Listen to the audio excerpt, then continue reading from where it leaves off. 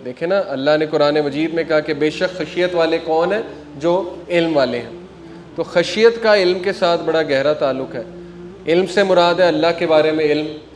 तो कल ही भाई ने मुझसे सवाल पूछा कि खशियत कैसे आएगी, मतलब मैं कैसे तकवे वाला बन जाऊँ। तो ये आयत मैंने सुनाई कि देखें, आप इस्लामिक लिटरेचर पढ़ें, ऐसा कुरान मजीद की आयत पढ़ें, दिल को नरम करने वाली। किताबुर रिकाक सही बुखारी में है, सही मुस्लिम में है, हार्ट सॉफ्टनिंग अहदीस है।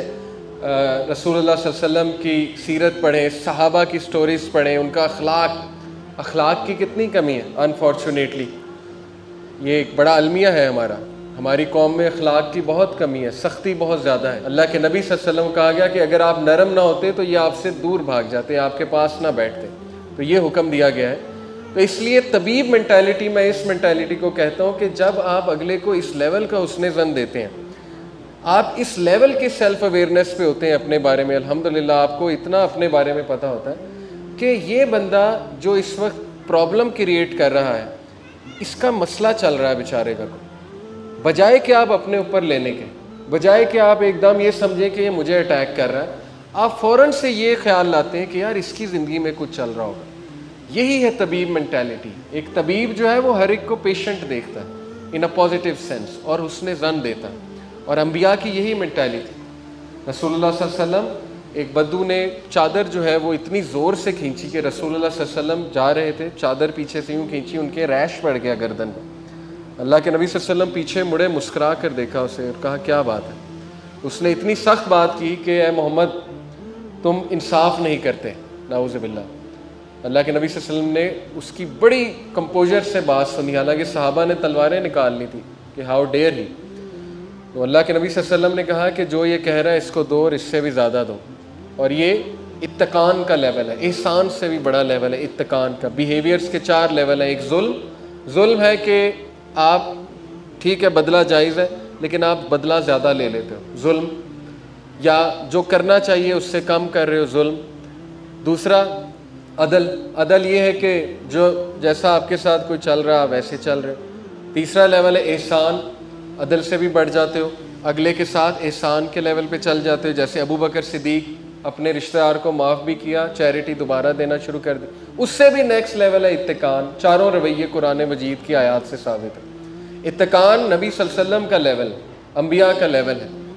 और इसकी मिसाल जो है वो एक टीचर मेरे दिया करते थे। इत्तकान ये है कि आपको किसी ने थप्पड़ मारा, एक मिसाल है, तो आप उसको गले लगाओगे और आप उससे कहोगे कि आपने मुझे थप्पड़ मारा है, खैरियत तो है, यानी ये इत्तकान का लेवल है।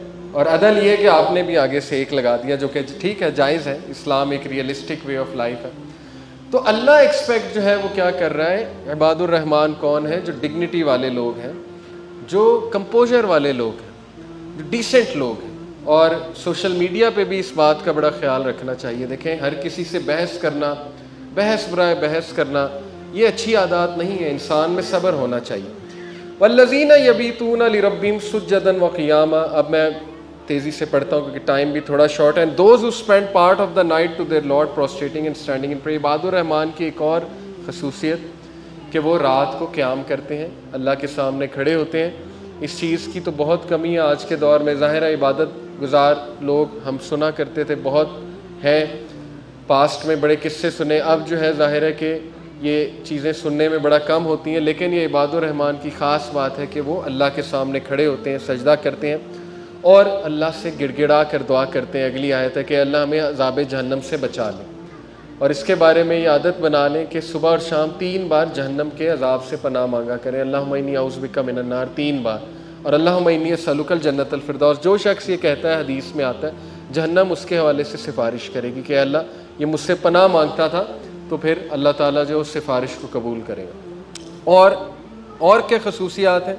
वल्लज़ीना इज़ा अनफ़क़ू लम युस्रिफ़ू वलम यफ़्तरू वकाना बैना ज़ालिका क़व्वामा। बहुत खूबसूरत बात।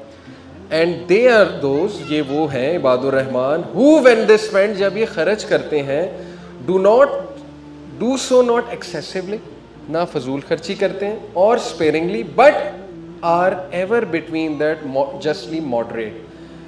कवामा यानी कि मॉडरेट होते हैं। तो दोनों रवैये नापसंद फरमाए गए। फजूल खर्ची, जैसे हम खाने में बहुत फजूल खर्ची कर देते हैं, अक्सर चीज़ें लेने में बहुत फजूल खर्ची कर देते हैं। बहुत सी चीज़ें जो है वो बड़े मॉडरेट अंदाज से भी हो सकती हैं, कपड़े ख़रीदने में बहुत फजूल खर्ची कर देते हैं, तो पसंद नहीं फरमाया। अल्लाह के नबी सल्लल्लाहु अलैहि वसल्लम ने बाज़ारों को भी पसंद नहीं फरमाया। हदीस में आता है ना कि बदतरीन जो जगह हैं वो बाज़ार हैं और जो सबसे बेहतरीन जगह हैं वो मसाजिद हैं। तो मॉडरेट रहने का कहा गया है और इसी में खैर है। स्पेशली महंगाई के दौर में लोग, महंगाई ज़ाहिर है हो तो गई, अब क्या करें, लेकिन कुरान मजीद के अहकामात पे अमल किया जाए कि इंसान मॉडरेटली खर्च करे। और ये कि वो शिरक नहीं करते, अगली आया में अल्लाह के साथ किसी को पुकारते नहीं, किसी को शरीक नहीं करते हैं। और ये बड़ी थिन लाइन है, यकीन करें। ज़ाहिर है कि हम ये समझते हैं कि चूँकि हम मुसलमान हैं तो हम शिरक कर ही नहीं सकते, ऐसा नहीं है। बड़ी थिन लाइन है। इंसान जो है वो जब अपनी उम्मीद किसी और के साथ लगा ले, ये भी शिरक का एक दर्जा। इंसान अल्लाह के अलावा किसी और पे तवक्कल कर ले, इंसान एक इंसान के साथ उम्मीद लगा ले ये मेरा मसला हल करेगा। सूरह अल-बकरा में कितनी खूबसूरत मिसाल है। बनी इसराइल को अल्लाह ने कहा कि गाय ज़िबा करो, बस अल्लाह ने हुक्म दिया गाय ज़िबा करो, कोई भी गाय ज़िबा कर लेते। इफेक्ट किसने डालना था? अल्लाह ने। वो कॉम्प्लिकेशंस में पड़ गए, कौन सी गाय होनी चाहिए, किस क्वालिटी, क्यों? गाय की तरफ उनकी सारी तवज्जो थी कि गाय से काम होगा। ये बड़ा इंपॉर्टेंट अकीदे का पॉइंट। तो यकीन कीजिए, एज लॉन्ग एज उम्मीद अल्लाह से है, तवक्कल अल्लाह पे है, आपको पता है मसला अल्लाह ने हल करना है। हो सकता है अल्लाह आपको चलते फिरते किसी भी आम आदमी के थ्रू कोई ऐसी चीज़ दे दे कि आप जो है हैरान रह जाएंगे, मेरा मसला हल हो गया। क्यों? मसला हल अल्लाह ने करना है, वो किसी के थ्रू भी करा देगा। तो ये बड़ी थिन लाइन है, याद रखें। अल्लाह के अलावा किसी से उम्मीद लगाना, इस पर पूरी किताब इब्ने क़य्यिम, इब्ने तैमिया की है, रिलीफ फ्रॉम डिस्ट्रेस। मैंने इंग्लिश में चूँकि पढ़ी है इसलिए इंग्लिश में बता रहा हूँ। कलामुल्लाह.com एक वेबसाइट है, पूरी किताब ला इलाहा इल्ला अंता सुब्हानका इन्नी कुन्तु मिनज़-ज़ालिमीन की तफसीर है। इमेजिन, एक आयत पे पूरी किताब है और उसमें ऐसे ऐसे पॉइंट्स हैं कि इंसान हिल जाता है कि तवक्कल को वो एक्सप्लेन करते हैं और बताते हैं कि यूनुस अलैहिस्सलाम ने किस हालत में अल्लाह सुब्हानहू व तआला को पुकारा और उनकी उम्मीद सिर्फ अल्लाह से थी। तो ये बड़ा एक इम्पॉर्टेंट पॉइंट है, अपने अकीदे को प्योर रखना। और किसी को कत्ल नहीं करते, ज़ाहिर है, और अनलॉफुल सेक्शुअल इंटरकोर्स, जिना नहीं करते। वमन यफ़अल ज़ालिका यल्क़ा असामा and whoever should do that will meet a penalty. ज़ाहिर है कि ये अल्लाह के नज़दीक कबीरा गुनाहों में से है, अल्लाह माफ़ करे जिना। और बस जिस दौर से हम गुज़र रहे, अल्लाह हमें हिदायत दे, इज़्ज़त और इस्मत की हिफाजत करने की तौफ़ीक दे। जो आजकल माहौल है यूनिवर्सिटीज़ का, जिस माहौल में हमने अपने बच्चों को भेज दिया है, तो वो अल्लाह माफ़ करे। हम तो जाते हैं, मेरा तो काफ़ी इंट्रैक्शन होता है, यूनिवर्सिटीज़ में आना जाना होता है, जो हम देखते हैं वहाँ पे जाके बड़ा जुल्म हो रहा है। और अल्लाह सवाल ज़रूर करेगा। ये जो किसी भी डिसीजन मेकिंग पोजीशन में बैठा हुआ है यूनिवर्सिटी में, उससे ज़रूर सवाल होगा कि किस किस्म का माहौल क्रिएट हुआ और नौजवानों को मुश्किल में डाला गया।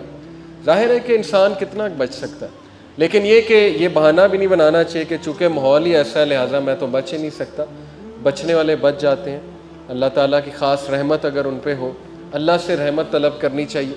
तो ये कि ज़िना कबीरा गुनाहों में से और इबादुर रहमान तो ज़िना के करीब भी नहीं जाते, खुतवात शैतान भी फॉलो नहीं करते, शैतान के फुटस्टेप्स भी वो फॉलो नहीं करते। ये अल्लाह ताला ने तारीफ़ की बाकायदा उनकी।